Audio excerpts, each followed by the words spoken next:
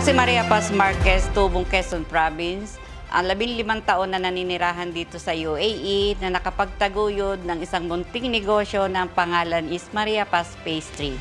Sa 15 taon kong paninirahan dito, unang naging trabaho ko since 2008 ay isang pangangatulong sa isang pamilya na Frances. Nagkaroon ako ng takot na nung namatay yung madam ko.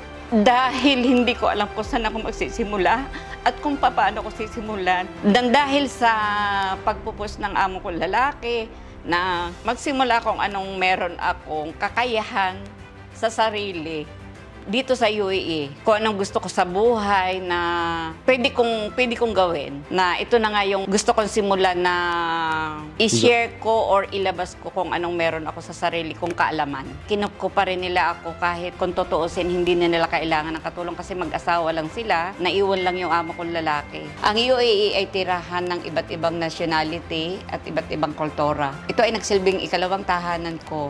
Naging mahalaga ang pag-adopsyon sa mga pagkakaiba-iba ng kultura ng Pilipinas at UAE para sa aking trabaho at pakikilahok sa komunidad. Sa pamamagitan ng pakikisalamuha sa mga lokal at pag-aaral ng kanilang kultura, nakamit ko ang respeto at tiwala ng aking mga kasamahan sa trabaho. At ito ang nagbukas sa aking isipan na makapagtayo ng isang maliit na negosyo.